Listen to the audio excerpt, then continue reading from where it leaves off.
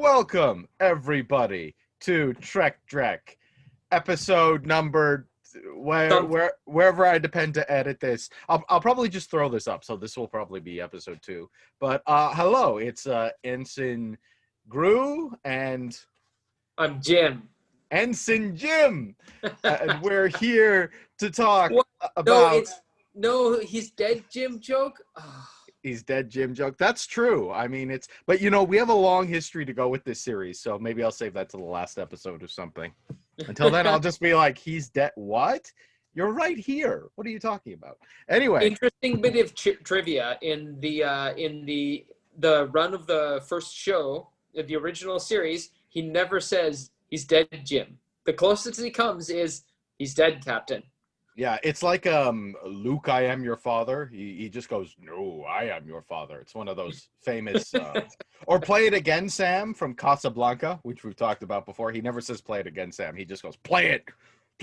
You played it for her, you can play it for me. Play it. Anyway, good movie, that Casablanca. But we're not here to talk about good movies or even mediocre Star Trek. We're here to talk about probably not the greatest Star Trek at all. Star Trek Lower Deck. So I'm going to do a bit of a preamble here. I'm going to set the stage and find out your opinion, because I have no idea what you think. But it came up, we were talking about it, and we've gotten to some heated debates about Star Trek Picard and Kelvin Timeline and New Trek. I'm a fan of everything, basically kind of up to, Enterprise, really. And then the newer stuff just doesn't really do it for me. I watched most of Picard. It lost me by the end. Discovery, I checked out pretty early when it was just shooting things in space, and it wasn't really about going on. It wasn't really Star Trek.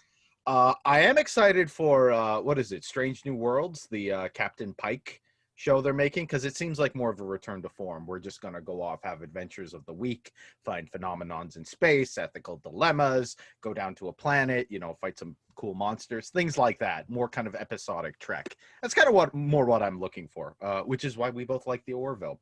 But when we were talking about it, I just unloaded on you my sheer and utter loathing and disdain for Star Trek Lower Decks.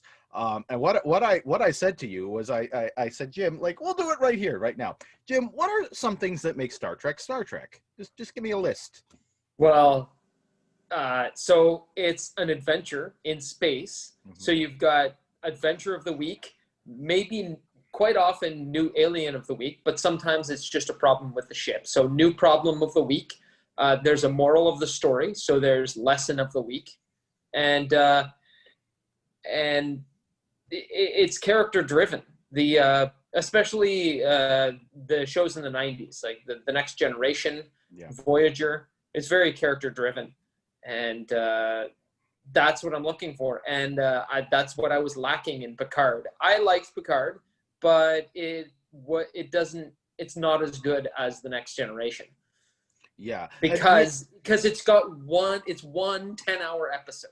It is one 10-hour episode. And that said, like, I do have problems with Picard, but I stuck with it a great deal of the way because it did have a lot of those familiar Star Trek things, and it was playing with new ideas and themes.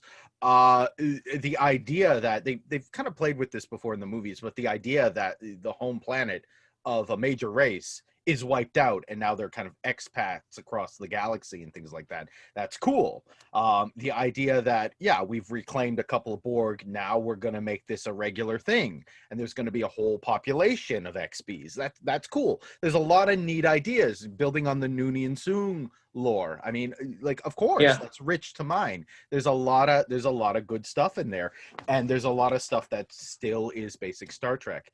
And what I said to you was, as much as I didn't really get on board with, Discovery, and I couldn't really get on board with Picard near the end, I still might go back and watch them. We're in quarantine. We're not going anywhere. Trek is... Yeah. Me too. I will definitely go back and watch those ones, especially Discovery, because honestly, I fell asleep most episodes I watched. That's true. I mean, here's the thing. Discovery, you could say, well, Saru is cool. I'm going to go back just to watch Saru. And I would get that, Yeah. Jason Isaacs is a great powerhouse character. I heard they did some fun stuff with the Mirror Mirror universe that I missed before I stopped watching. Mirror Mirror universes are always cool in Star Trek, so I may go back at some point. Star Trek Lower Decks. I gave it one chance. I watched one episode. I'm like, you know what? This is bad. This is bad Star Trek. But I remember a little property. It was called the Orville, and it didn't have a great start either. But now it is not some of it is the best Star Trek on television right now. Like I don't think this is a controversial statement. Orville is better Star Trek than actual Star Trek. Right. Well, it seems that it came out about the same time as Discovery. It's like the Orville is the only Star Trek on TV because Discovery is Discovery is trying to be something that it's not, and the Orville is trying to be what Star Trek used to be. Yeah, but funny. Yeah, and it's succeeding. That's the thing. It's succeeding. Yeah. It's not just funny. It has great characters. It has rich storylines. It interweaves intergalactic war, better than we've seen on television since Deep Space Nine, I would say. Like we haven't had anything since then, and it's woven that in well. It has great characters, great relationships. It tugs at your heartstrings.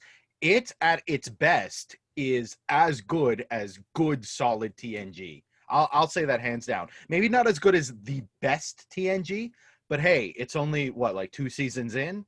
Like we'll see where it goes. It's really up there. It really is up there. But Star Trek Lower Decks, I said, okay, maybe you're having a bit of an Orville growing pains phase. The Next Generation had growing pains as well. Yeah, so it took a while. But that's television. You're figuring things out. You're throwing things at the wall. You don't know what's going to stick, and then eventually something does. By episode 2 of Lower Decks, I was like, I'm done. And more than I'm done, I will say, like, there is Star Trek I don't like out there. There's bits of everything I don't like out there, but even like Rise of Skywalker, it's bad, right? It's very bad. It's horrendous. Yeah. I don't hate it. It doesn't shit on the legacy of Star Wars for me. It doesn't mean I can't go back and watch Return of the Jedi or any of those other great Star Wars movies. It's just a thing that's there. It doesn't. I saw it once. I never have to see it again. That's fine. I hate this. I hate this with a passion. And I hate this with a passion because it makes fun of the audience, presumably people who like Star Trek, for liking Star Trek. That is my contention. I have utter contempt for this show, and I'm done with this. There is so little redeemable here. It's just not worth it to continue. Unless somebody comes to me at some point in the future and says, oh, it's a completely new show now. They killed off all the characters. They changed the art style, new voice actors, new writers, new showrunners. Everything is different now. It's basically a different show. Maybe you want to watch this show. That's the only circumstance I could understand getting back into this show. As it stands right now, I have no interest. I'm done. I'm out. I'm tired of being insulted by this filthy piece of crap. But I mean, enough with my mild musings on the show. What did you think about it, Jim? So you watched both I've watched 2 episodes. Did you watch 2? I watched the first 2 episodes too.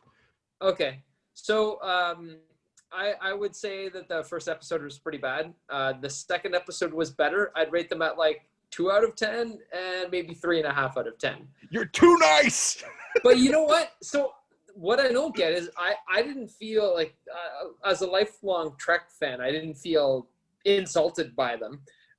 But the best character that I could see there was the green girl. I don't even remember any of their names. No, but the green girl, hang on, I've got it on my Tandy Newton. I think it's Tandy Newton. Hang on, Star Trek Lower Decks.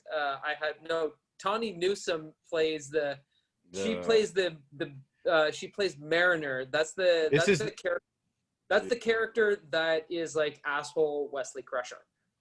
Not even Like she because does everything because perfectly with no Wesley effort. Crusher was smart and he tried hard. This character is a complete asshole who's only this is the most privileged character I've seen on television.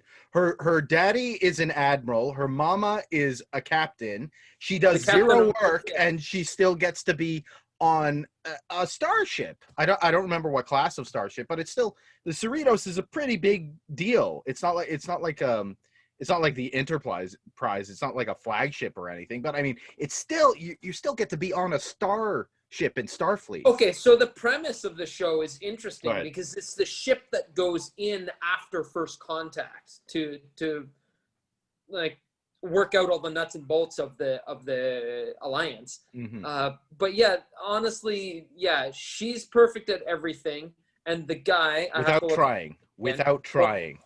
Yes, without trying, and even though it looks like she's screwing everything up, it turns out she's doing everything perfectly.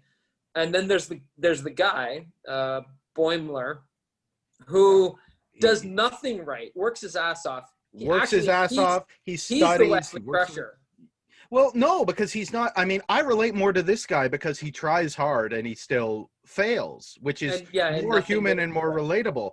But it's so against the ideals of Star Trek. The ideals of Star Trek is that knowledge is the highest goal and that everything we're trying to do is for the collective good. We make mistakes, but we adapt and we evolve. But I mean, just the way it's portrayed in this show, it's basically it's like the jocks have invaded the CBS studios and they've taken over a property that I love because it's popular now, or it's popular enough now where they think they can milk it for money and nostalgia bait, or I don't know, whatever it is. But it's basically Yeah, like that. All the smart characters are presented as, just lame nerds, and the one asshole idiot, oh, Star Trek Starfleet is lame character, is presented as the hero and is always right.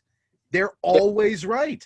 I mean, forget what you said about Rey in Star Wars. This is it's not even a Mary Sue. This is a Mariner. It's a new category of just a perfect ass. Like, I mean, that's the thing. yeah, Like, and we've seen assholes on television before, but they usually are shown to have some kind of comeuppance. Like, I mean, the best contemporary example I can think of is Rick from Rick and Morty. That show goes out of its way to show you that this character isn't someone you want to idolize or be. He's smart, but that's all he is. He is emotionally, he is morally bankrupt, and his whole attitude of not caring is shown to be a huge detriment. By the end of the last season, I don't know if you've been following the show, but by the end of the last season, everybody else basically abandons him. They walk out of the room and leave him, and they basically say, I don't care what you have to say. This is our protagonist. But at least they're showing, yeah, he's an asshole smart guy, but that's not enough. You have to have some kind of a moral compass. You have to care about something, god damn it. This is the opposite. This is like Beavis and Butthead kind of characters from the 90s where it's just like, everything's lame, man. I don't care, man.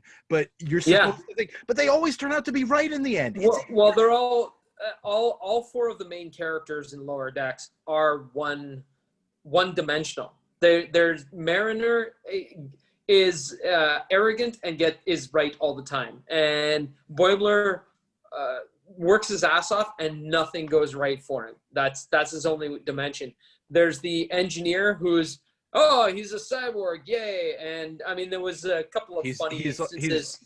There's a couple of funny instances where his programming takes over, but other than that, it's like I'm just trying to please people. So what? That's all he does. He's just trying to please people. The most interesting character was the green girl, Devana Tendi. And yet you're reading this. These are so forgettable characters. I know. That's the Google thing. the name. Green Girl Lower Decks. Go ahead. Pretty much. But she was the most relatable, and yet still she was just like, I want to have a good time. She's just like that's all she does. They've all got one thing. That's it. Yeah. And like and Star Trek's never been like that. The upper crews are like dude bros because we're Starfleet and stuff, and it's so tone deaf. Like, there is nothing about this show that works. The animation style, like people have said it before, it looks like it was made on Go Animate.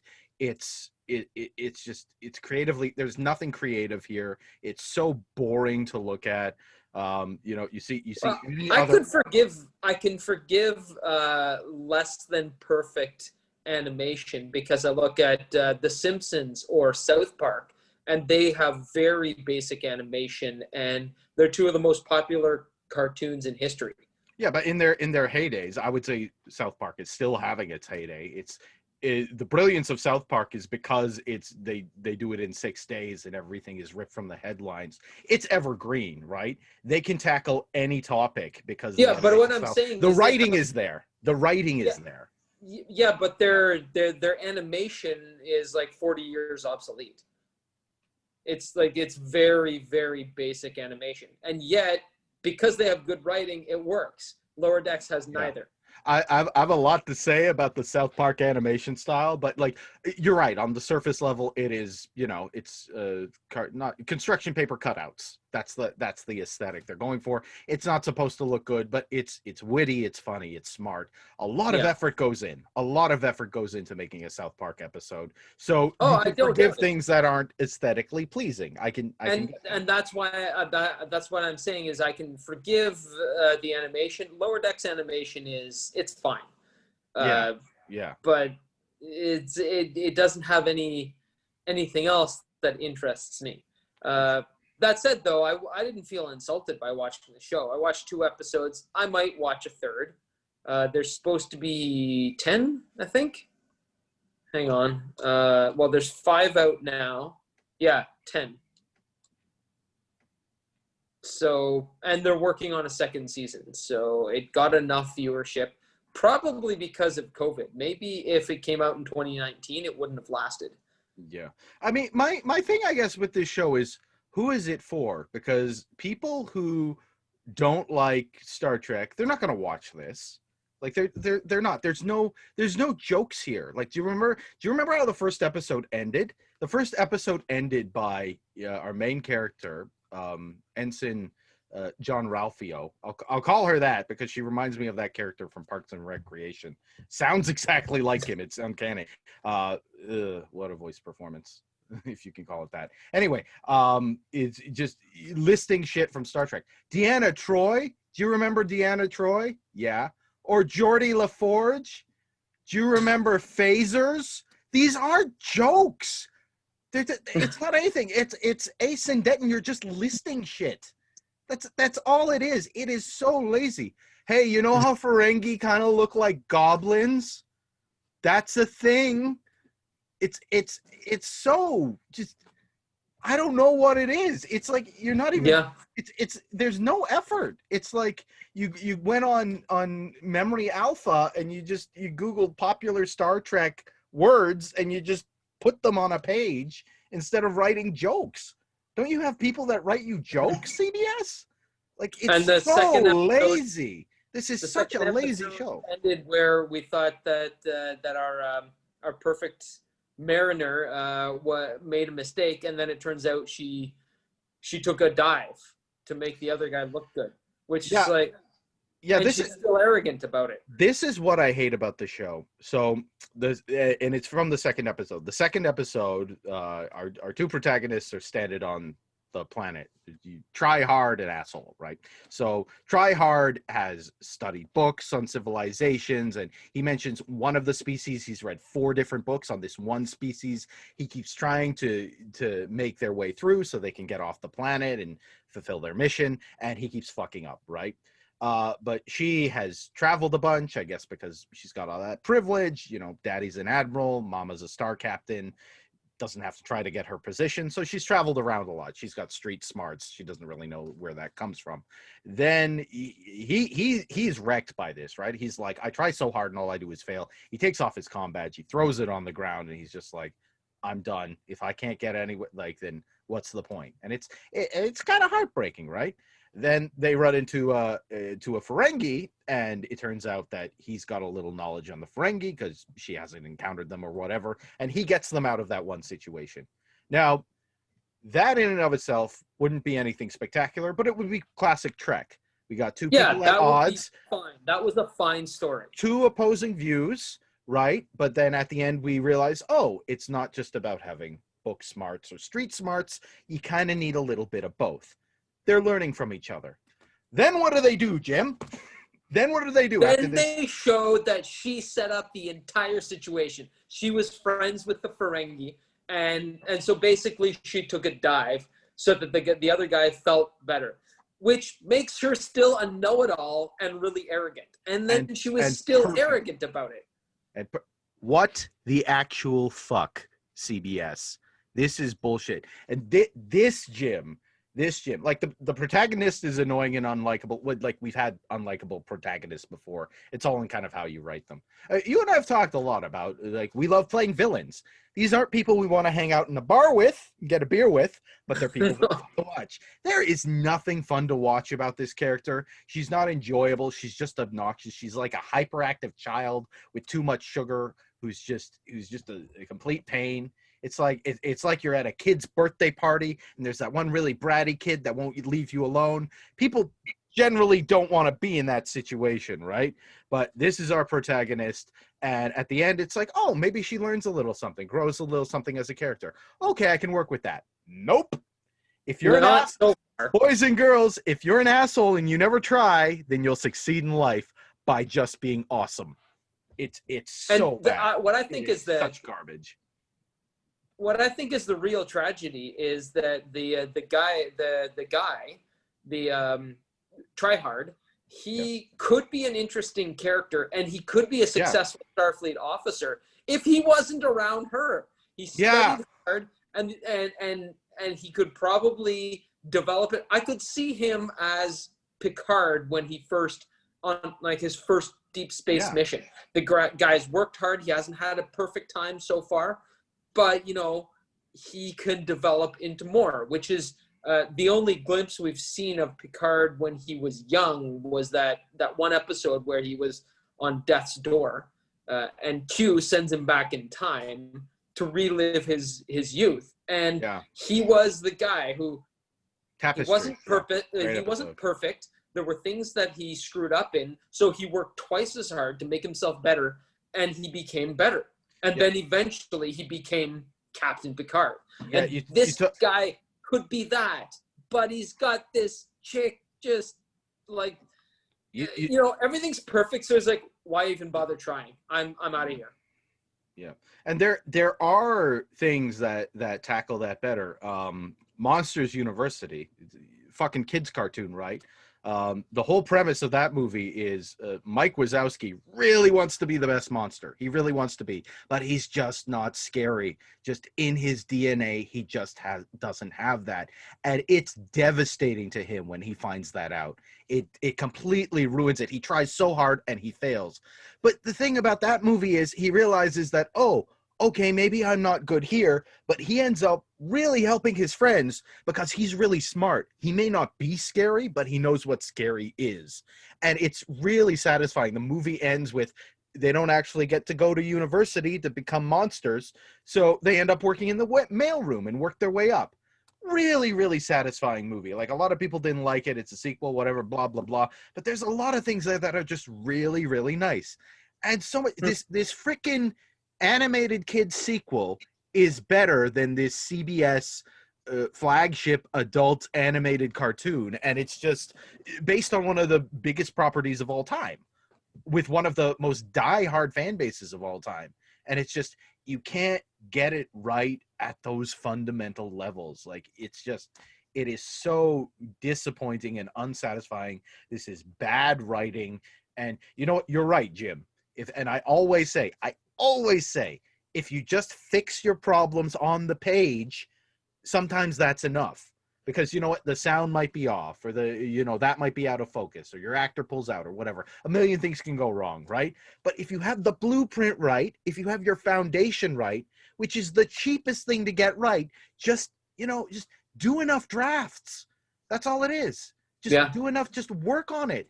What's your timeline for this thing? Like just get a bunch of writers together, get a bunch of good people together, just make this thing good.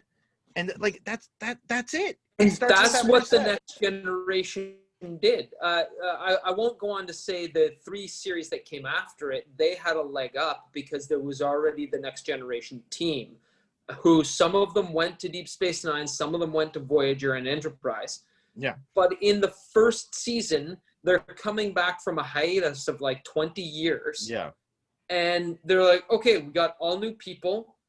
And they had some hits and misses in that first season. And they cut the stuff that didn't work. Yeah. Tasha Yar apparently wasn't very popular, so they cut her. I thought she just wanted to leave. I thought Denise Crosby just the second season Doctor didn't work, so they cut her. Writers who didn't produce good stuff, they were cut. And by third season, they were a strong team, and they were making consistently good stuff that got even better. One brilliant thing that they did on that show was they had a policy where anybody could submit an idea for an episode. Anybody. And some people did who weren't writers. And if they were good, they got picked up and turned into an episode. And when you're dealing with a show that has an episodic nature where we can look at Worf in parallel universes for this one episode, or we can look at people's memory getting erased, or we could look at spatial anomaly, whatever it is, new, crazy, weird ideas, throw everything at the wall, see what works, cherry pick the best bits. You're open to so much fertile stuff. These people don't understand Star Trek. They do not. They don't get it at its core. And even if this was a parody of Star Trek, even if this was supposed to be a parody, it wouldn't work because there's no jokes. There aren't. Their idea of joke is just, hey, that's a Galaxy class ship. Remember that? It's member berries. That's all it is. And it's not even good member berries. It's just like Deanna Troi. She's from Star Trek. That's literally a quote-unquote joke in the show. It's so bad. What you were saying about in the Next Generation, they had a writing team who could take other people's ideas from, people who are not necessarily writers. And I actually had heard that. I had forgotten, but you reminded me. I saw Denise Crosby in an interview talk about, even though she had already left the cast, she submitted an idea that was turned into a script, and that was Tasha Yar's daughter returning as a Romulan. That's how she wrote herself back into the show a few years later. Which is beautiful. That's lovely. I love the fact that can happen. So let's play this game that Lower Decks is doing that. Anybody can submit ideas. What would you do to fix the show? I would make a new show. No, this is what I would do. This is what I mean, I might kill off this entire cast and crew. You know what I might just do? Because Star Trek, like, we already have a foundation here. Star Trek Lower Decks is not something we haven't heard before. There was a great TNG episode, and I learned this. This is on a lot of people's best of all time lists, this episode of Star Trek. Star Trek Lower Decks, you look at crew members who are ensigns and working their way up. They're not going on the big away missions. They're jockeying for position. They're trying to impress the higher ups. They want to be in Starfleet. Just most of those characters are still alive. Take them.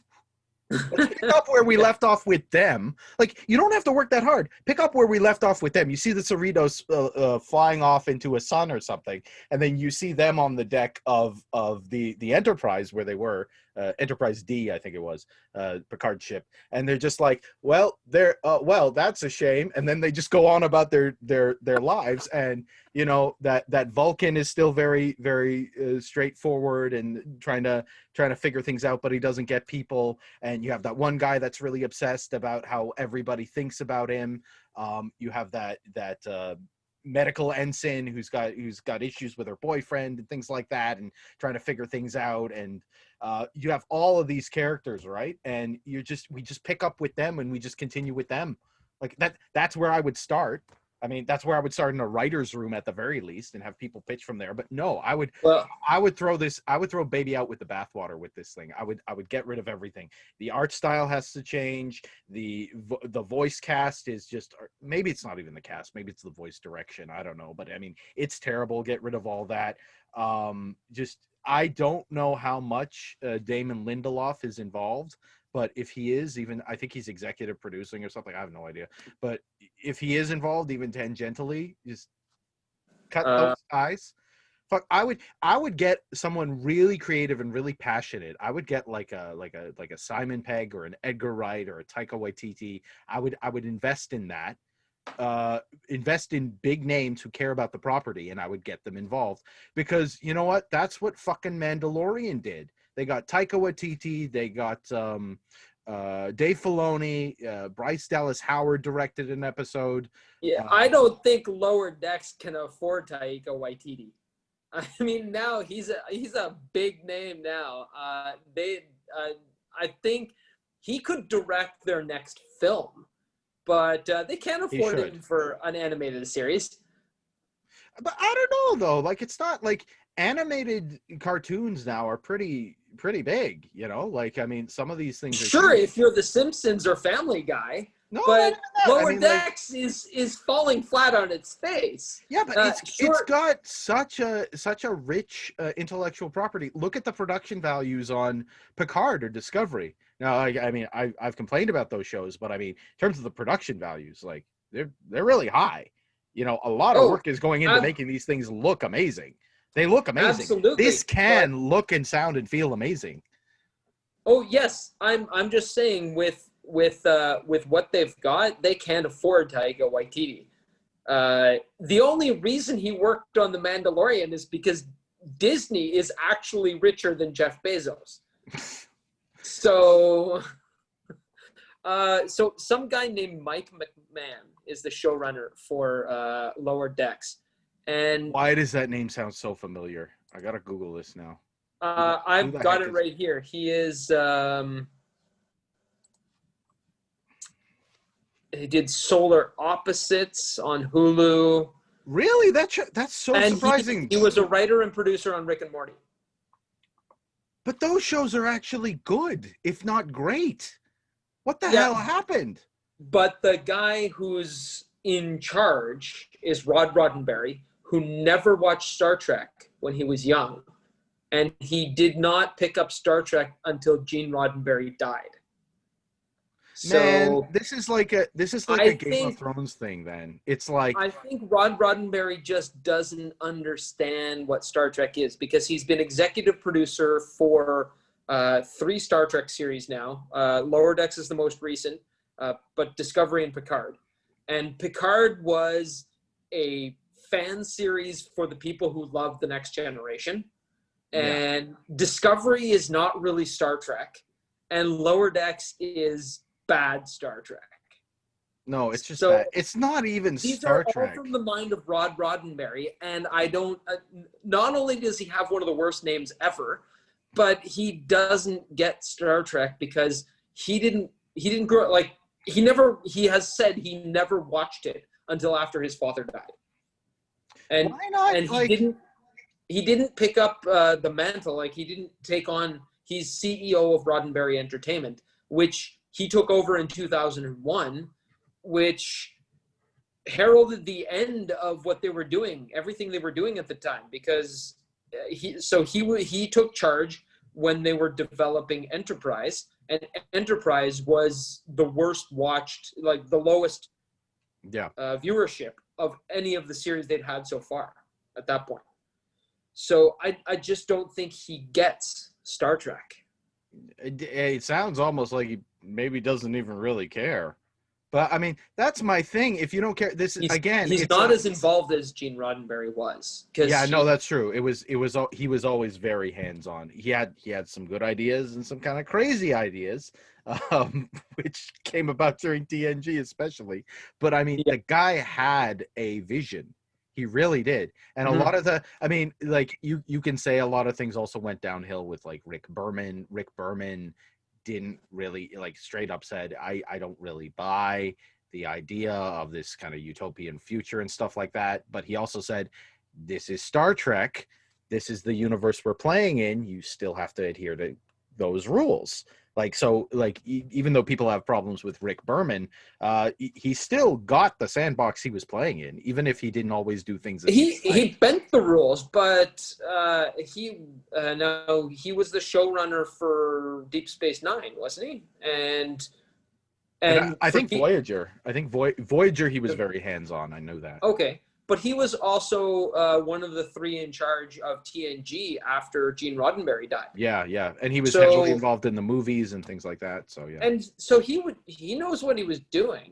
He Yeah, bent the rules and he made some interesting Star Trek. Like he Deep did. Space Nine was a shift away from the Enterprise goes and finds a new race. Yeah. And the new race of the week, and there's a challenge of the week and moral of the story.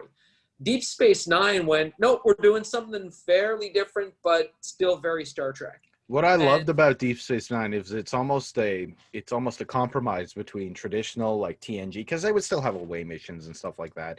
It was a compromise between that, like classic Trek, go to a planet, have a new adventure, and having an overarching story, which is what Picard is. Picard is all one giant overarching story. It was a nice middle ground, and it worked really well, which is why it's my favorite Trek. But it also it kind of changed direction from the utopia that Gene Roddenberry envisioned. Deep Space Nine, 5 seasons about a war. Yeah, but that said, the Federation was still utopic. I would say there were problems with it. There's always been problems with it, but it's still at its core is something that's trying to do something for the good of everybody. It's still, money is gone for the most part, except when you're dealing with other races. There's no disease or poverty or war on Hunger. Earth. Yeah. There's no hunger. Like, we've basically, the idea of Star Trek is we as a species have got our collective shit together, and now we're going out into the bigger, faster universe. We're exploring, we're learning, we're meeting new cultures, we're interacting, and we're encountering problems, and we're trying to deal with them the best they are. Right. And Deep Space Nine actually also explored the flaws in the Roddenberry vision. Like the episode where they go on vacation to Risa, and they discover that it's not utopia, it's decadence. Or the fact that Section 31 is a cancer deep within the Federation. Or when they discover that there might be changelings on Earth, and they just about turn Earth into a police state, and the president, who is not human but lives on Earth, is saying, I won't turn paradise into a prison. Yeah, and that's the thing. There's always flaws in the idea, and they explored them, and I thought that was great. Yeah, there's always threats to utopia. I mean, one of the best is classic TNG, the drumhead, right? Oh, somebody might be a spy. Oh, we caught the spy, but then there's this other guy. Okay, what were you doing? That was suspicious, and it becomes a witch trial. It becomes a drumhead trial, which is where like a military trial, you sit on a drum, you get judged. It's kind of like a kangaroo court. That's where that name comes from. But the idea of things threatening utopia in this particular sandbox is fascinating. But I mean, that's my thing, Jim. We have so much dystopic fiction. A lot of it's very good, but there's so much of it. There is a glut of it. There are very few properties that are utopic, at least in some aspect. I mean, the entire universe isn't a utopia, but at least the Federation more or less is. At least the Federation more or less takes care of its situations. There's some realistic problems. Or at least they're striving for it. Exactly. And that's the thing. The hope, the optimism, and it's like we fucking need that now more than anything. Like right now, at this period in history, like we need some goddamn hope. So for a property to come along, and that's what drew me to The Next Generation. Because the most recent big hit science fiction shows it's nothing but bad stuff happening. Battlestar Galactica, Game of Thrones. Yeah. Even now, Picard is like the premise is the overarching pan-universal, outside of our own galaxy, monster androids are coming to kill us all. It's like, they found that there's androids and that we've been suppressing them, so they're going to wipe out all life in our galaxy. And that's not a Star Trek concept. It's not. I mean, I like playing with different, like I love to see different genres crossbred with each other. But this was like Battlestar in the Star Trek universe. Yeah. The artificials are coming to wipe us out. Even within that, even when you get outside the Federation, there are ideas of utopia. Like someone asked Seven of Nine in Star Trek Voyager, what is the ideal of the Borg then? What do they consider beautiful? And she says, perfection. It's an ideal. It's something you're striving towards. It's almost a religion for the Borg. And you know what? The Borg don't have infighting. They've got their stuff together. They're faster than everybody. They're more technologically advanced. Nobody fights. They don't even see other races as antagonists. They're like, no, we're helping you. You know, it's just kind of the way they go about it. You could argue that the Borg is a kind of a utopia. You absolutely could, because from their perspective, they are. When Hugh gets cut off from the Borg, his immediate reaction is, I can't hear other voices. I'm not connected to my community. And especially in times of when we're all feeling isolation, like that's very relatable. It's like he's almost like a child when he's not with his family. And his family is everybody. It's his whole race. So even outside of that, even I just rewatched what is it? I think it was called Chain of Command. It's that two-parter where there are four lights. That one. So when Picard is talking to the Cardassian about the military state, he's defending the military state, as saying before the military took over, you know, there was hunger and there was poverty. And he tells the story of he was a little boy and he was trying to steal eggs and he got beat up by a bigger boy who basically like took his lunch, and it was basically like feral law almost. And he's like, no, the military came in, they gave us order, they gave us strength, they gave us stability. And even that is an ideal of a utopia. You know, it's a totalitarian state is only corrupted if the totalitarian leaders in charge are corruptible themselves. But from the perspective of the Cardassians we see in this instance, and honestly a lot throughout, is they're like, no, this is what's working. We're not an individualist culture. We give ourselves to the good of the state, to the good of others. And we see that in the modern world. That is an idea for how to set up a civilization. And it all just comes down to kind of the details of execution. Federation isn't perfect. None of these other empires are, but they're all striving for that perfection. Even in the scariest races, they're all striving for some form of betterment. Like there's hope all throughout Star Trek. There's none of that here. There's just like, oh, you care about something? Well, you're lame. And it's just I don't need that. I don't need that as a consumer. Well, the question I had asked you is how to fix the show, and so make a new show. Make a new show. I want to hear your answer. But I like the concept of, well, first of all, it's not about the people who are in charge of the ship. It's about the concept is not bad. The concept is not bad. And the concept of in every Star Trek series we've seen so far, with the exception of the two most recent, it's always been something important, something pivotal to the galaxy. The Enterprise was the first Enterprise was the ship that goes out to discover new planets. I mean, it's in the opening monologue. Yeah. The Enterprise D was the flagship. Deep Space Nine was the space station, first of all, that is helping rebuild a civilization, and then is at the crossroads of a devastating empire trying to take over the whole Alpha Quadrant. And facilitating trouble through the stable wormhole. Yeah, sorry, go ahead. The concept of this one is, this is the ship that goes in after first contact. So I can imagine the Enterprise is leaving and this ship is arriving. Yeah. No, it's a great concept. I think that's a great concept. I would keep that. It is, yeah. And I would keep two characters. The green girl, because I think she's redeemable. I still don't know her name, but she'll be memorable if they flesh her out and make her more interesting, and and give her some stakes. and the engineer. Promote the engineer because he could be like a Reginald Barclay, but just have him as a recurring character. The other ones, wipe them all out.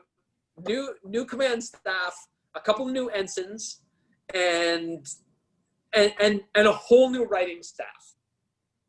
Just a whole new writing staff. Fire them all. Get a whole new writing staff. I agree with like almost everything you said. Fire all the writers. Yep. And hire a new head writer. This would be my solution.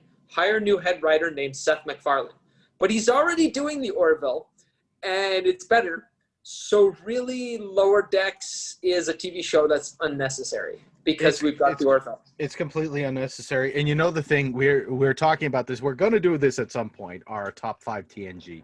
I've been going back, watching Star Trek that's like, what, 20, 30 years old at this point?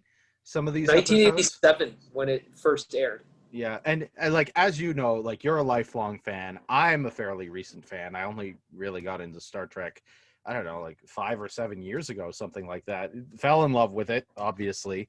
But, yeah, obviously. So it's not nostalgia goggles talking when I tell you that it really is that good back in the day. It really is. Like, and I'm not even just limiting that to TNG. Like, the thing that really made me fall in love with Star Trek was Deep Space Nine. Voyager has my favorite captain. There's a lot I love in Enterprise as well. The idea of this prequel series. Okay, it's just kind of after First Contact, and we're sending our first Enterprise out into the stars. And the original series, of course. Well, I grew up with The Next Generation. Yeah. Right? And that's what I fell in love with. But you watch some of the original series, and the only thing that it's lacking is production value. And that's just because it was 30 years previous. Yeah. But even early TNG, really good. Even early TNG, it's the production value doesn't kill it for me in Star Trek. It really doesn't. No. It's television. In any show, it shouldn't really. Television quality is really high right now, but I always judge television with a bit of a curve anyway. Back in the day, television didn't have no money. You know, this was pre-Game of Thrones before television could be bigger than film, I would argue. And that's what the original series is. The Next Generation was take Star Trek, add money to get better production values, and that's really the only difference between The Next Generation and the original series. Yeah, the money, like the production value is not the thing that, and that's the thing. That's why fans can, you know, they can go back and watch old Trek or old Doctor Who or, you know, whatever it is, because if the ideas are there, or Twilight Zone, that's a show I love. You know, it's black and white when it started. You know, it's got the cheesy intros and all that, but I mean, some of those episodes endure. They really do. They can be chilling. It's just about presenting the idea. As long as the idea is there and someone has something they want to say, I'll watch it. I don't care what the production value is. Some of my favorite episodes are bottle episodes. You know, a couple people trapped in one room talking about something.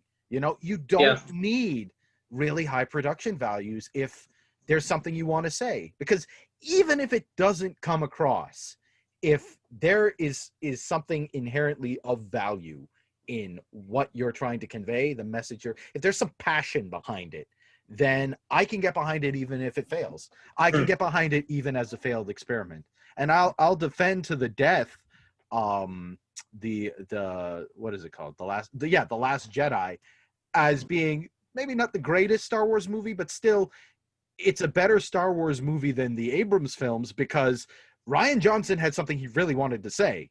Now, that might not be your idea of Star Wars necessarily, but he backed it up with a lot of passion. I do think that was there. And like, even with the prequels, George Lucas wanted to tell this story. He had something definitive he wanted to say. And if it wasn't for... And it's a meaningful story. It is a good story. It's a good idea. He executed it perfectly well, or very well at all. But you know what? It's still a good story. Like, it is a good story. Point across. It is a good story, and it has moments. It pushed the technology. It pushed what we could do. Like, there is value in those prequel. I mean, the only thing about we saw them all back to back, of course, during that crazy 24-hour marathon.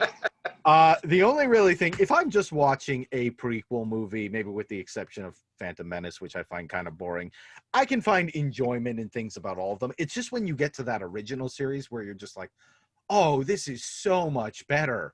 You know, it's that direct comparison where it's like, this is so much better. But I mean, it's not that those are devoid. And yeah, the idea was good. Obviously, there were passionate people working behind it. They had things to say. They were experimenting. They were trying new things. I don't really see any experimenting going on with Lower Decks. I don't With see them Lower adding Decks, anything okay, new. so you've talked about saying something. Yeah. They've got something to say and passion. Obviously, somebody is or was passionate about Lower Decks. Otherwise, it wouldn't have gotten made. But I I don't think they were see what the passionate for passion is. money. I Money. don't see what the passion is, and I don't get what their message is. Granted, it's only been 2 episodes, and I might give it 1 or maybe 2 more episodes, but it feels hollow because It is. I see a lack of passion, and that's how I felt about Discovery as well. It feels kind of hollow. It feels lacking passion. Picard, I felt the passion there. Maybe just because Patrick Stewart is really that good.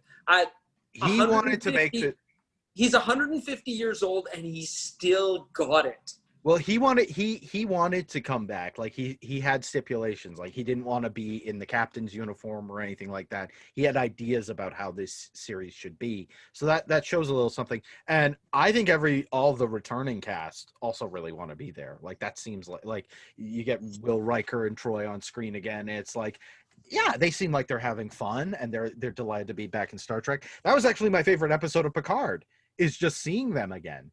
You know, that chemistry is still there, and like seeing their life afterwards, and the fact that they've had some hardships, but things are also pretty good and things like that. It's what great. has happened to some of the characters, and it's been 25 years for the TNG cast, 20 years for the Voyager cast, and seeing people work together who didn't before. 7 of 9 never met Picard. Yeah. But then she came back to the Federation, and seeing Jerry Ryan opposite Patrick Stewart, it's like one's amazing and one's beautiful, and Patrick Stewart is the beautiful one. Yeah. Neither of them have really aged. Maybe Patrick Stewart has aged a little bit, but I mean, do you remember that episode where he lived, what is it called? I can't remember what it's called. Oh, where he lived the entire life, yes. Where he lived the entire life. Learned how to play he learned how to play the penny whistle. Yeah. He looked older than that than he does now. And he's surpassed the age of that. The only change that I can see in him is he's fully bald now, where his in the Next Generation he had that little fringe of hair. But despite, I mean, he was decently young when he started the Next Generation. I think he was 48. He's over 100 years old now, and he has still got it. Like, he is still incredible to watch. There is passion in when he's defending his principles in that show. It's like a good old fashioned Picard speech. You can tell this actor is, I mean, either he's really feeling it, which I think is the case, or he's just such a good performer that he's faking it really well. Either way is fine with me because it's all about the final result. But I mean, there is passion in this performance in the end result. I don't see. I wonder if the passion is lacking in the performance here because the material is not, like, the material they're reading is not there.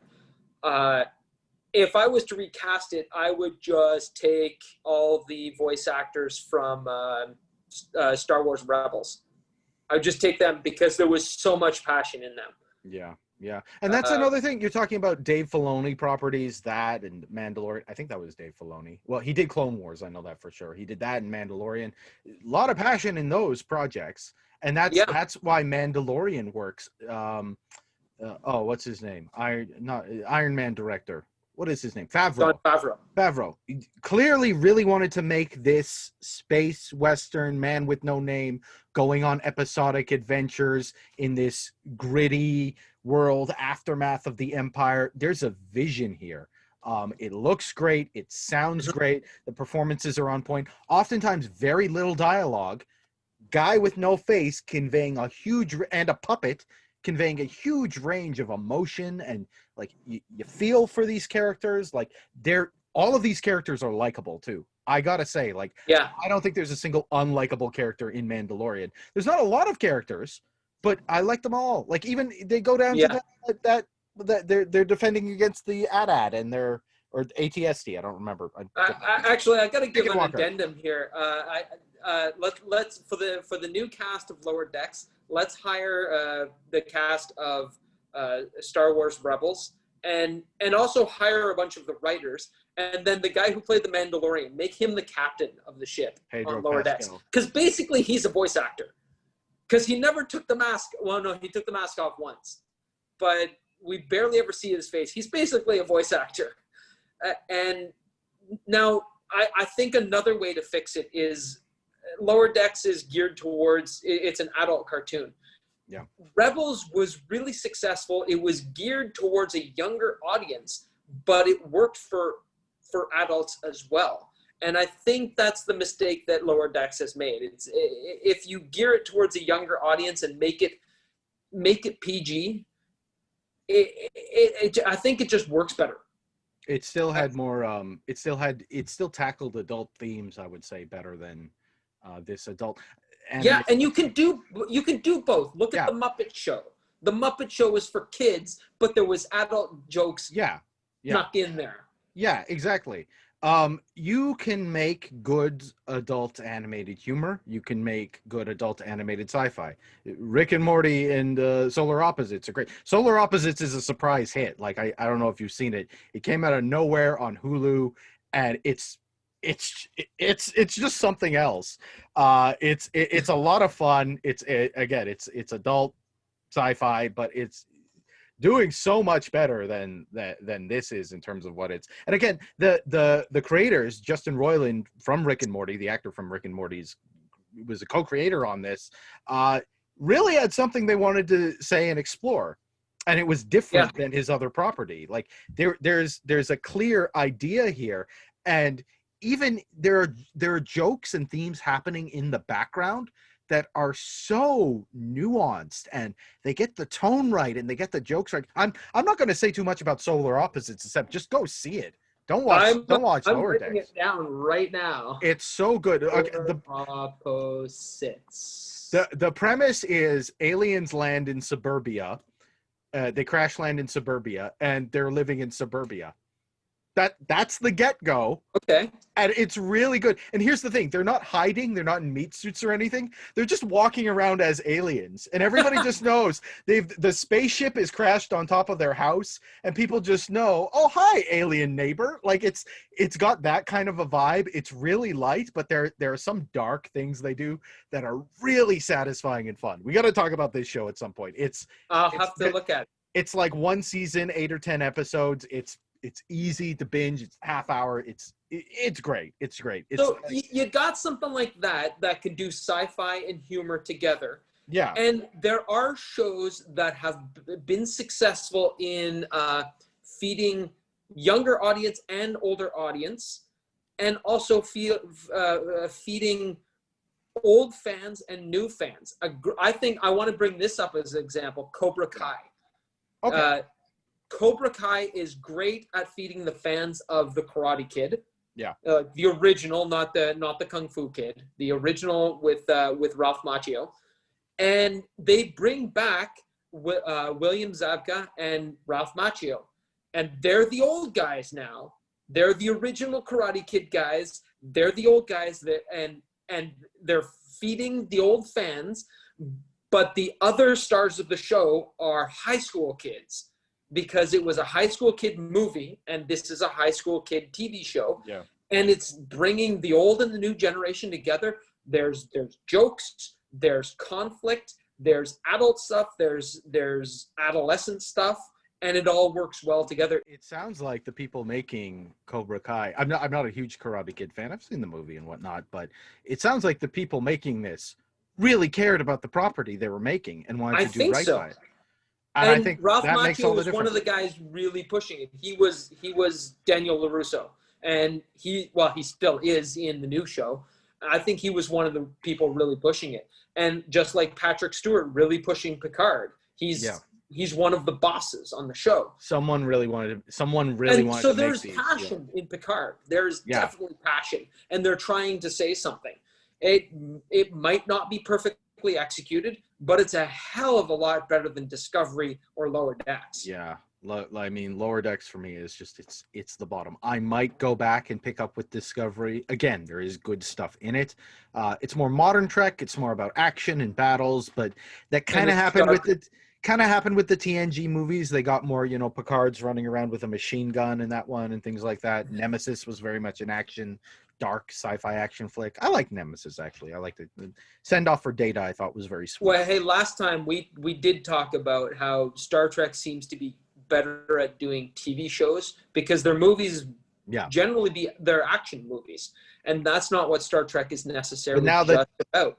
Now the TV seems more action oriented, which the Abrams films did this too. There were more action, Spock's running around punching Khan or whatever it was, things like that. It's action schlock, but I like action schlock, but I prefer it in my Star Wars where you're swashbuckling with a laser sword. The themes aren't too deep. It's more of a fun action adventure. I like my Star Trek to be a little more thoughtful, introspective, and deal with some moral issues and some cool tech and sci-fi anomalies and things like that. I like it to be a little more heady. That's kind of how I see the Sandbox. But regardless, there was passion, of course, behind Picard. We can debate that about Discovery. I think the only passion behind Lower Decks is adult animation is popular. Adult humor comedy is popular. Rick and Morty is super popular right now. Solar Opposites is taking off. Why don't we just rip that off but do it really shittily? And that's the thing too. Like, I mean, you can even look at the Orville and say, oh, they looked at the Orville and ripped it off. But the Orville really only got its footing when it found its heart, when it was doing episodes that were touching and moving and were character driven. And to its credit, it started tackling things. It was like episode 3. They tackled the gender issues with the young the girl that was born from I forget what Bortus's kid. Their kid. Yeah, like that. It was pretty early. They were like, okay, we're gonna tackle some issues. You can talk about how they handled it and whatever, but they were like, no, we're going here. This is something we're going to explore, and it doesn't have a happy ending. It has kind of a sad, dark ending that has repercussions throughout the series with these characters. This issue, they don't just touch it and let it go. It's still there. Yeah, and that's part of what makes the series good. I'm glad you brought up. I'm glad we've talked about the Orville, because the Orville and Lower Decks are really the only times that they've done well. The Orville isn't officially Star Trek, but it's the only time that Star Trek has done a comedy. It's like, we're going to focus on comedy, and Lower Decks has attempted that as well. Yeah. But the thing is, the Orville is paced like The Next Generation. It is. We're not trying to be choppy and punchy. We're telling a story, and we're going to take our own time. Yeah. Whereas Lower Decks really feels like it's trying to be punchy and like switch to the next scene, have a really choppy feel to it, like Family Guy has. Not even The Simpsons. It's like this Family Guy and maybe South Park, and just keep it really fast paced. Yeah. And I don't think Star Trek lends itself to that. That's not what's.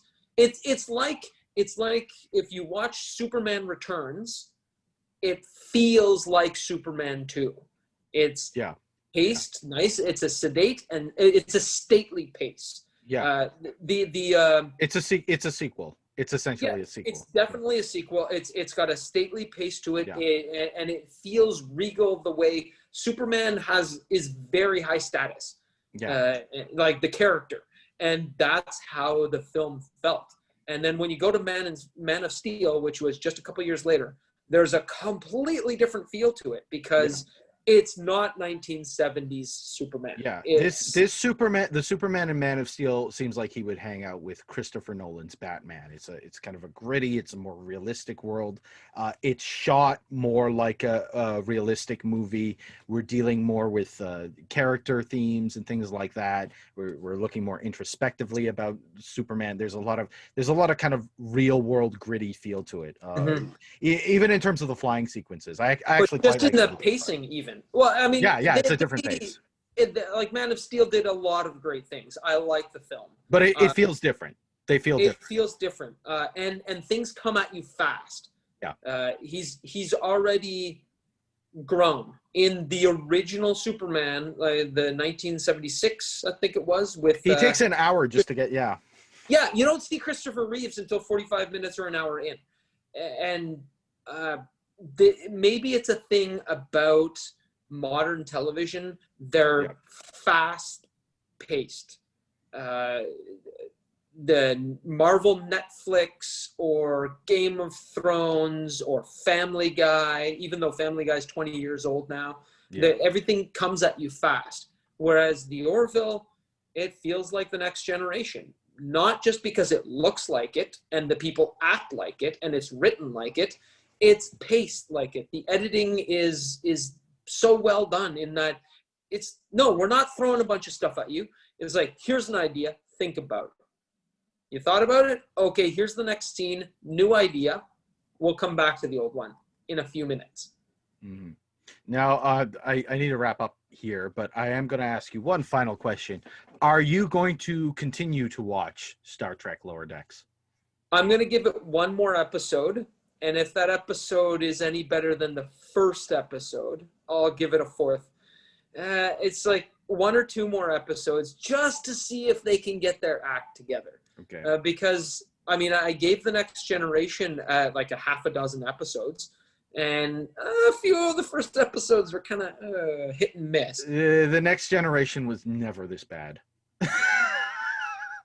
No Star Trek series has ever been this bad from the get-go. Even the Orville was pretty bad when it started. It was not this bad from the get-go. I don't think the Orville was bad when it started. That's why I kept watching it.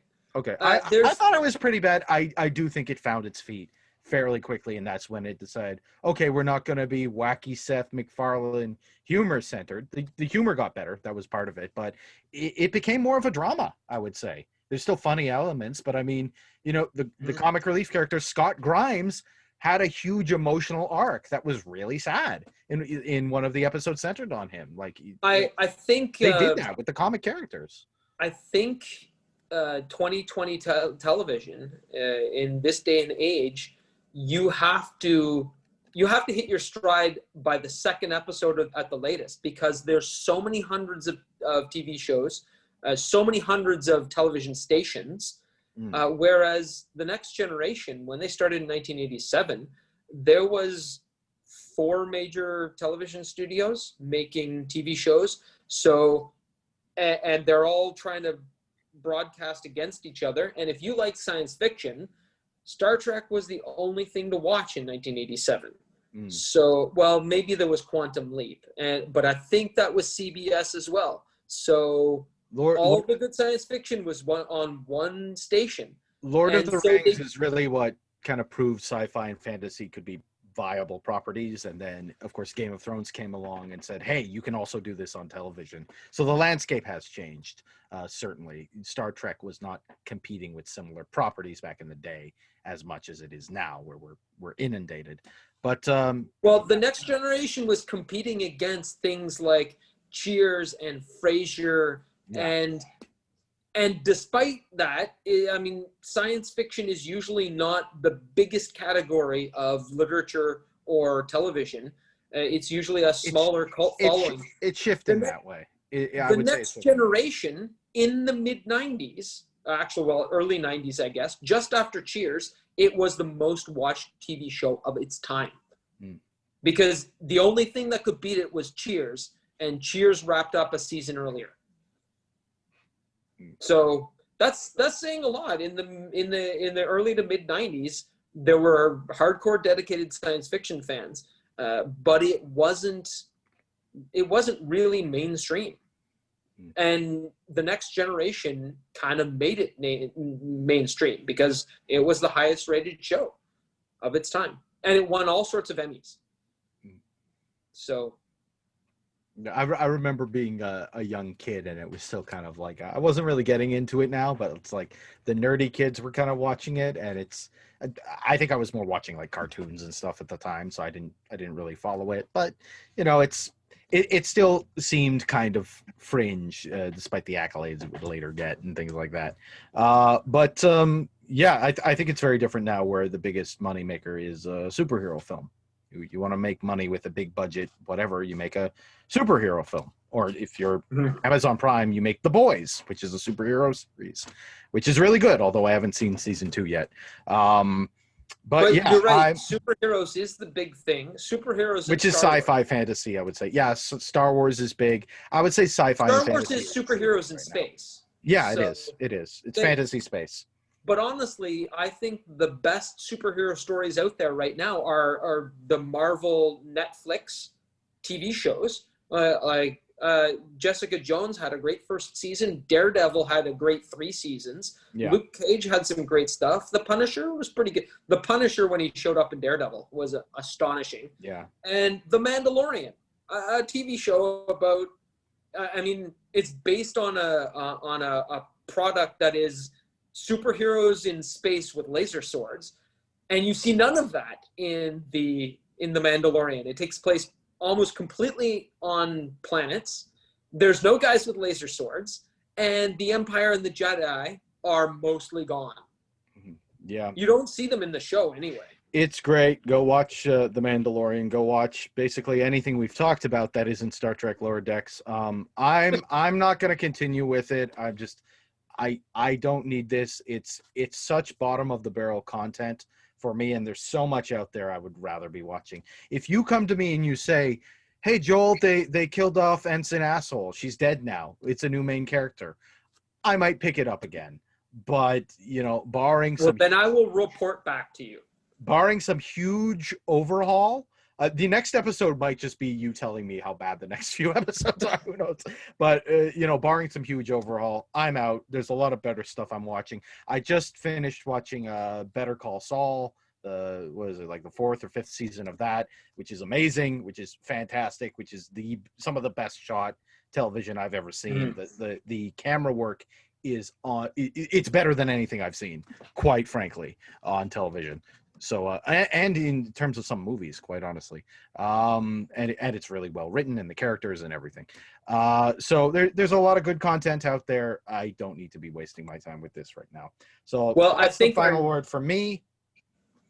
Well, I think our next episode has already decided that it's going to be your 5 best, 5 favorite Star Trek episodes. Something like that next time. Who knows? I have my top 5 TNG list. I'm excited to talk about good Trek for once. But the only reason we haven't done the top 5 episodes is because I still have a top 50, and I'm still trying to narrow it down. Paring it down. That's fair. That's completely fair. I'm going to have to beam down. But thank you so much, everybody, for joining us on this episode of Trek Drek, where we talked about Star Trek Lower Decks. Gru's verdict, don't watch it. Jim's verdict, maybe watch a couple of episodes. Maybe watch a couple more. But if you skip it, I will not cry. Yeah, there you go. Watch anything else we've talked about that isn't Lower Decks, and you'll probably have a better time.